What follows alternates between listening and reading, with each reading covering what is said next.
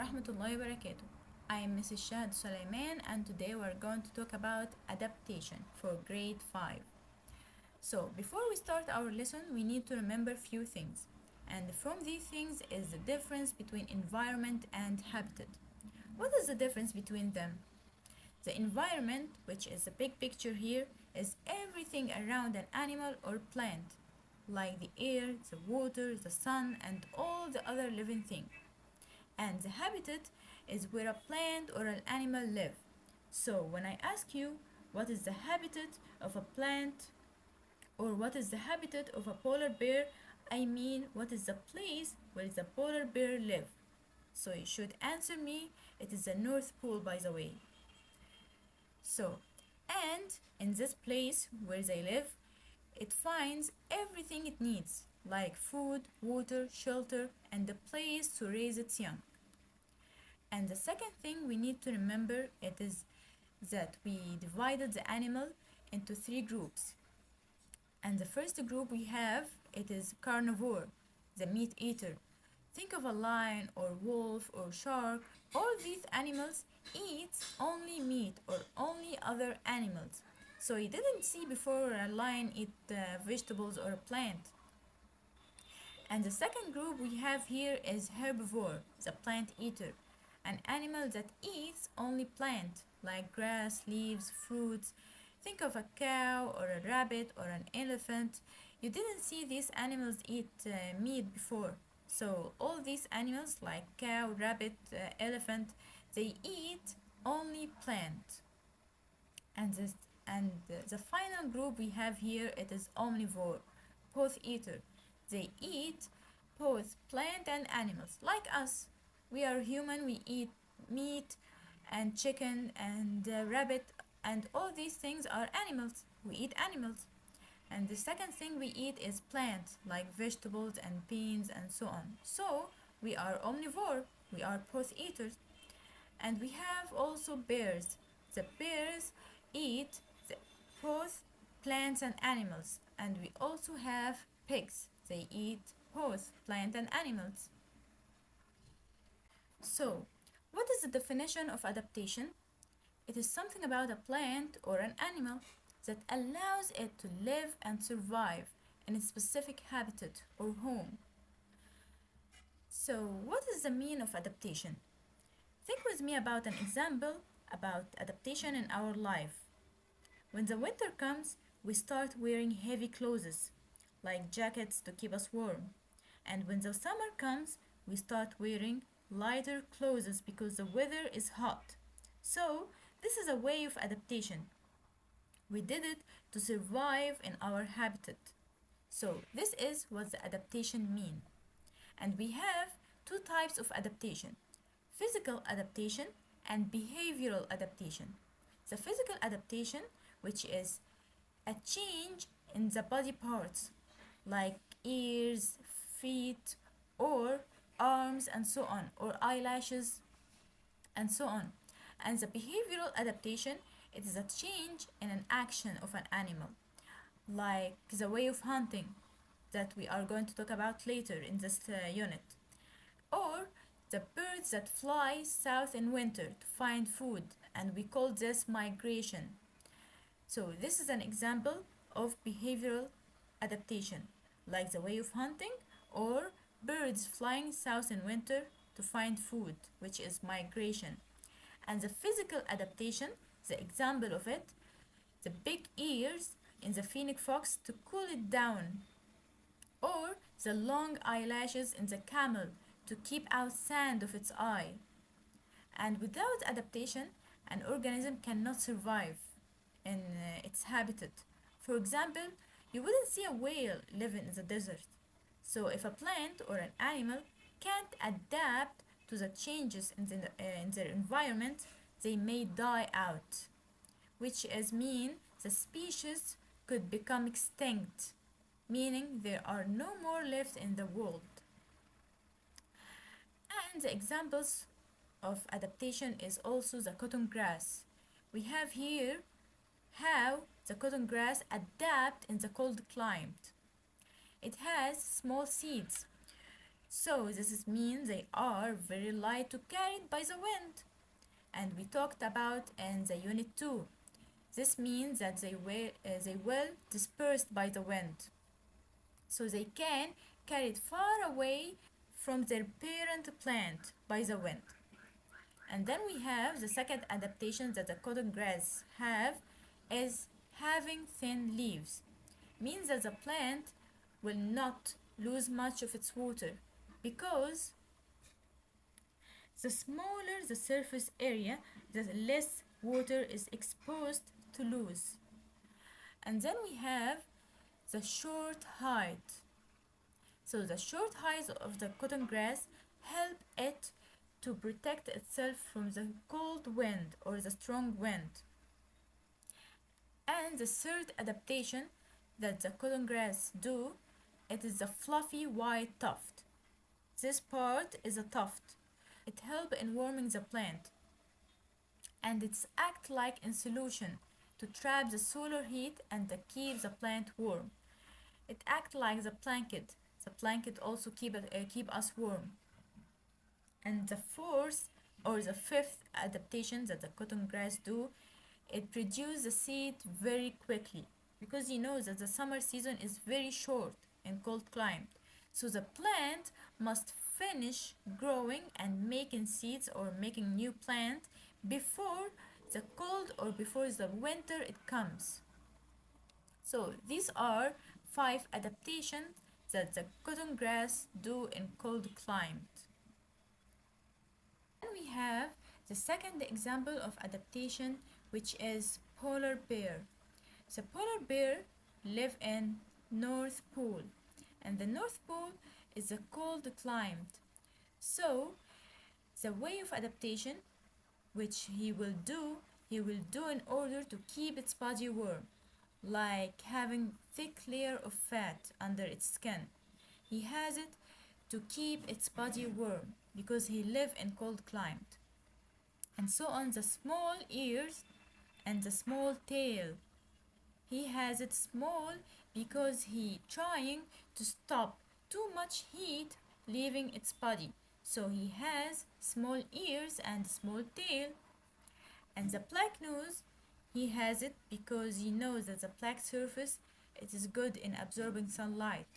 So the more sunlight he absorbs, so the more the body will trying to keep warm. And he also has 3 adaptations to help him in catching prey. He has good sense of smell so he can smell its prey, which is by the way the seals. So the seals is hiding under the ice that the polar bear walks on it. So the polar bear need big claws so he can dig into the ice to hold or to catch the prey, preventing it to sink in the ice. He has or he must to keep its body or to keep its feet large and rough like the sandpaper so he can't sink in the ice. So let's review these things we talked about.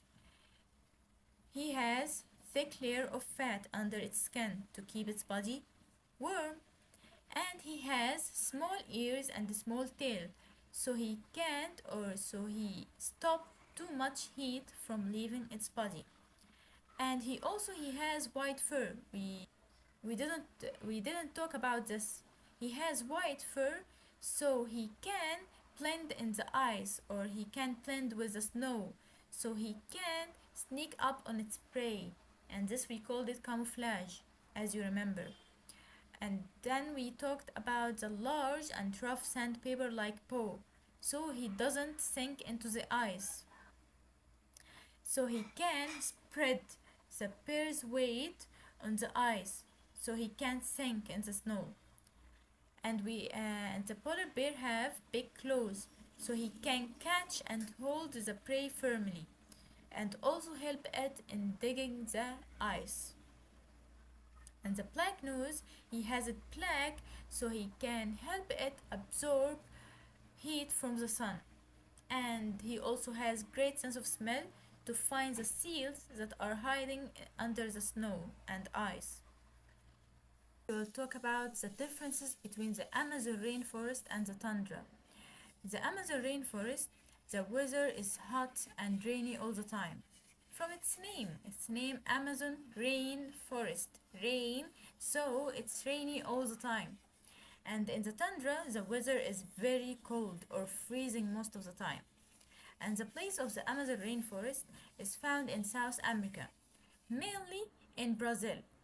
And the tundra is found in the tundra and Arctic area. So the plant in Amazon rainforest, as shown in this picture, it has many tall trees and green plants. So the trees here are fighting to reach the sunlight.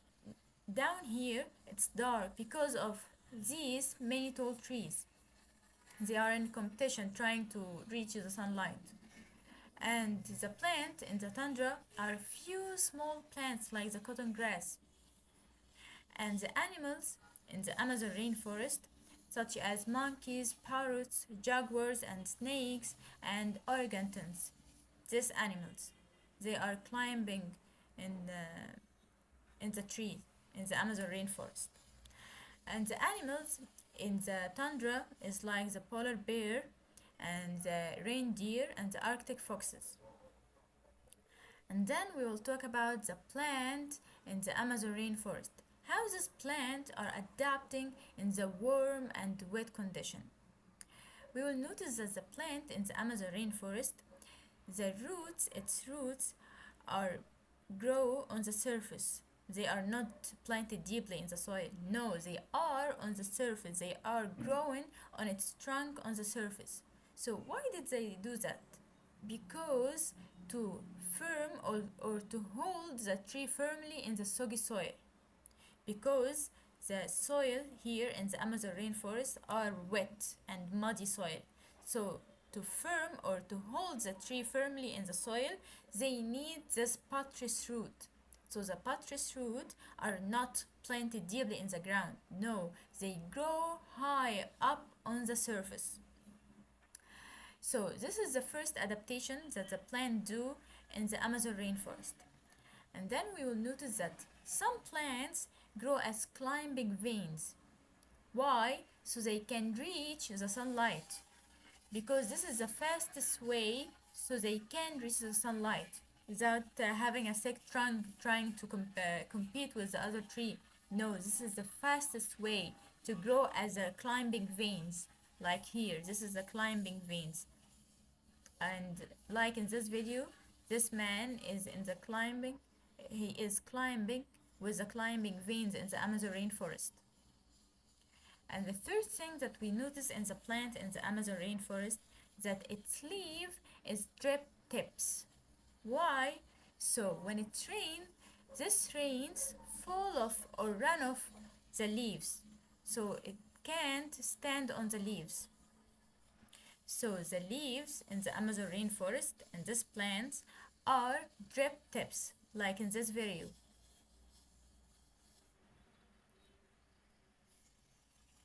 So here are the rains are fall off or run off quickly from the leaves. So this prevents water from sitting on the leaf. And the fourth thing that you know that the trees are very tall so they can reach the sunlight because the forest is very thick and dark below because of the many tall trees in the Amazon. We'll talk about the cactus, how cactus adapted to survive in this hot desert. As you know, the cactus don't have leaves, they have spines instead of leaves. So why do they have spines? Because of two things.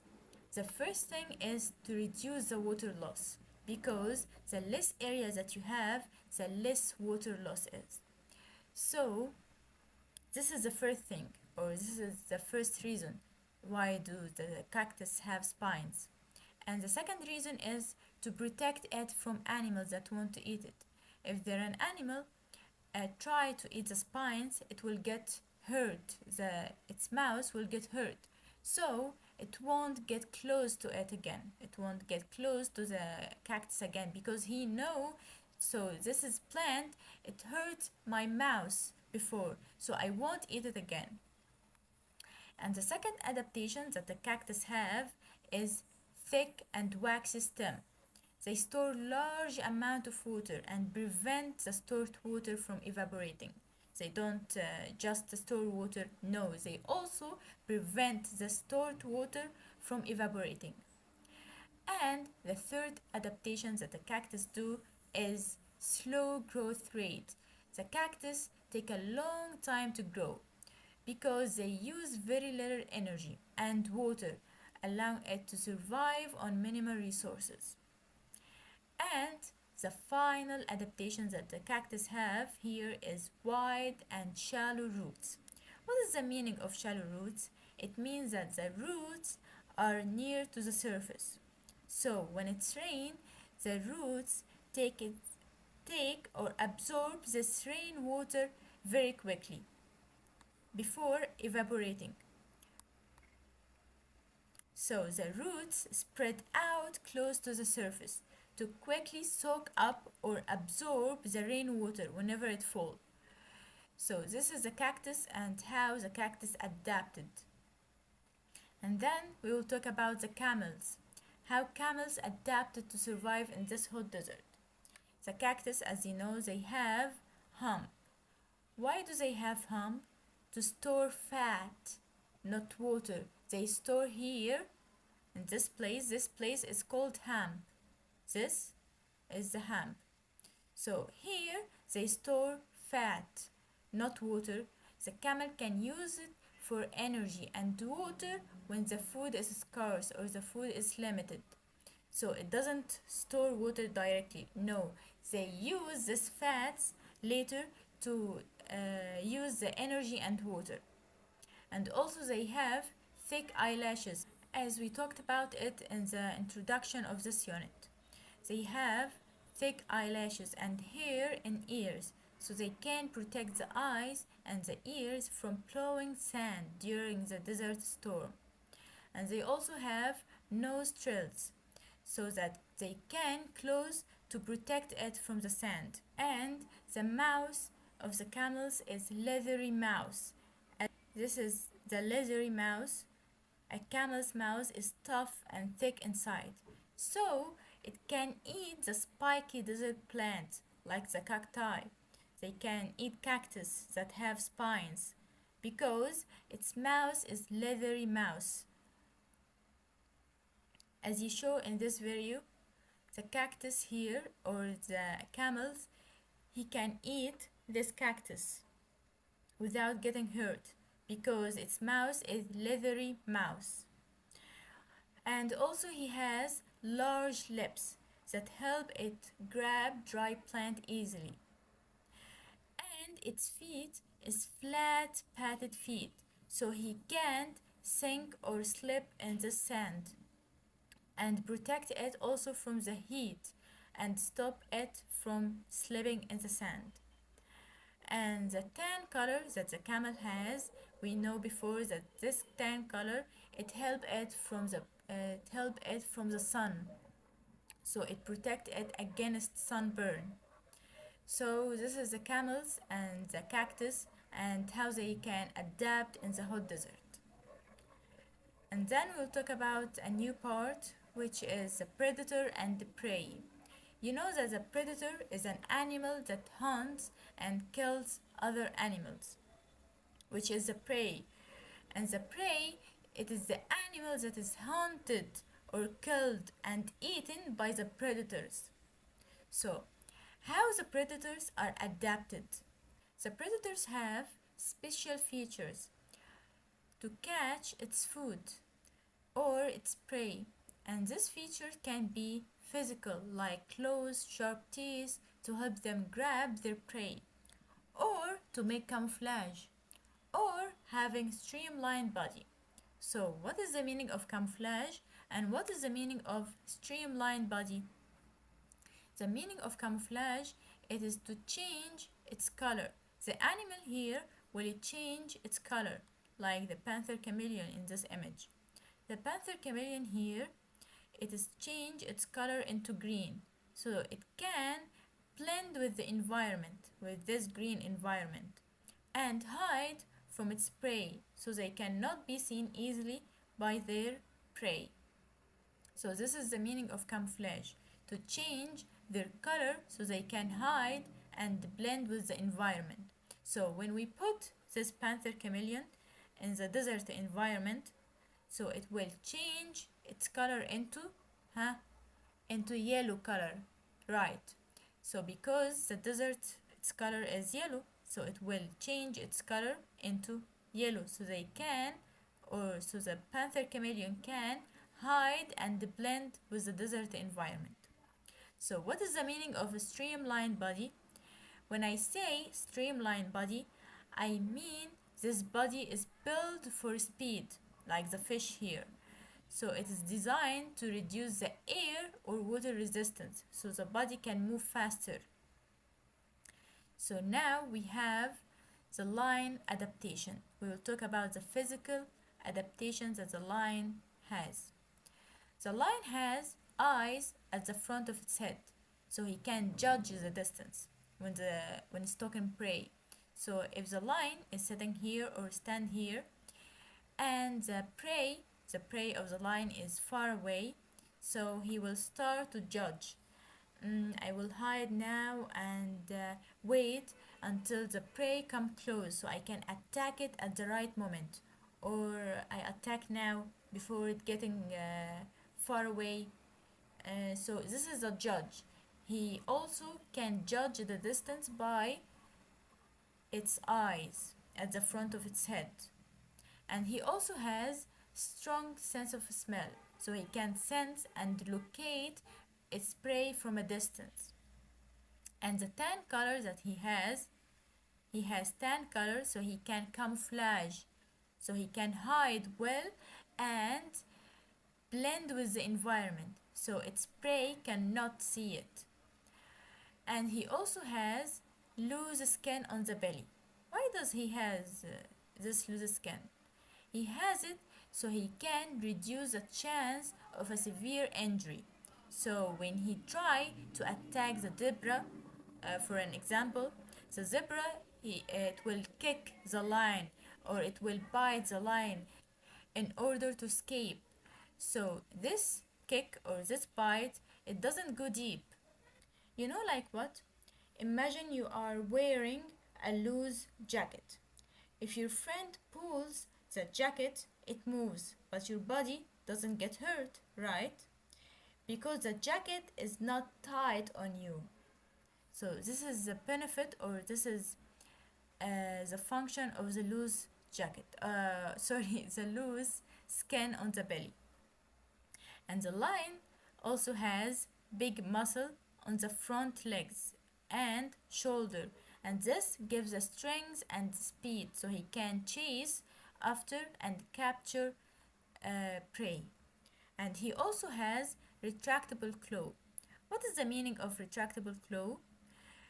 When the lion don't need this claw, it will move back into the pose, and if he need it, it will move forward so he can grab into the prey and hold its prey. So the lion claws, it's not always shown. No, it's hide back in its pose. And when the lion want to attack a prey, he start to move forward the claws so he can attack or grab its prey. And he also have rough tongue so he can peel the skin off. Peel the skin off, it's mean to remove the outer layer, or he to remove the skin of the prey so he can eat the flesh, of its prey. And now we have behavioral adaptation. As we said in the introduction, that the examples of the behavioral adaptation is the way of hunting. And now we have three ways of hunting. The first one is trapping. The predators here try to build a trap So this is the spider web or the trap that the spider built for its prey, so when the prey stuck into this trap or cannot escape from it. So this is the first way of hunting. And the examples or the animals that do this way of hunting is most spiders. And then we have the second way of hunting, which is the ambush way. The ambush, the predator is hide and then pounce when the prey come close, which mean it will surprise its prey or it will attack suddenly its prey. And the animals that do this way of hunting is leopard, crocodile, and grass snakes, and also octopus. And the final way of hunting, which is pack hunting. This means that the animals will hunt in groups, it works like a team. And the animals that do this way of hunting, it's hyena, wolves, army ants, and dolphins. So this is the first part of the unit 3 for the grade 5. If you have any questions, feel free to ask in the comments. Bye bye.